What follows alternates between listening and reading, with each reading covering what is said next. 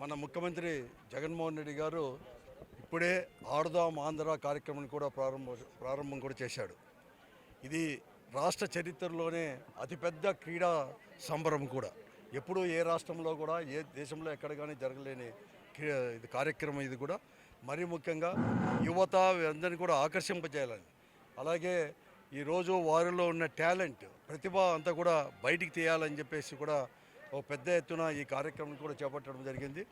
మండల స్థాయి నుంచి అంటే సెక్రటరేట్, మండల, జిల్లా, రాష్ట్ర స్థాయిలో ఈ కార్యక్రమం 45 రోజుల పాటు కూడా జరుగుతూ ఉంది.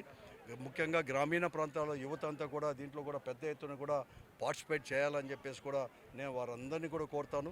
కేవలం వారి ప్రతిభను కనపరిచేదే కాకుండా వారు ఆరోగ్యవంతులుగా ఉండాలని, ఏదైతే ముఖ్యమంత్రి గారు కానీ ఆరోగ్య ఆంధ్రప్రదేశ్గా తీర్చిదిద్దాలని అనుకుంటున్నారో దాంట్లో భాగంగా కూడా ప్రతి ఒక్కరు కూడా ఈ కార్యక్రమంలో ప్రతి ఒక్కరు పార్టిసిపేట్ చేయాలని చెప్పేసి, మరీ ముఖ్యంగా ఎక్కడ కానీ యువత అనేది కూడా పెడదోవ పెట్టుకోకుండా వారిలో టాలెంట్ని కూడా కేవలం వారి యొక్క గ్రామ స్థాయి కాదు, జిల్లా స్థాయి కాదు, రాష్ట్ర స్థాయిలో కాదు, దేశ స్థాయి, ప్రపంచ వేదికల్లో కూడా పరిచయం చేయడానికి ఇది ఒక పెద్ద కార్యక్రమంగా కూడా ప్రతి ఒక్కరు కూడా భావించాలని చెప్పేసి రాష్ట్ర ప్రభుత్వం ప్రత్యేకంగా కూడా ఈ సంవత్సరమే కాదు ప్రతి సంవత్సరం కూడా నవంబర్ డిసెంబర్లో కూడా ఈ కార్యక్రమం కూడా చేస్తూ ఉంది.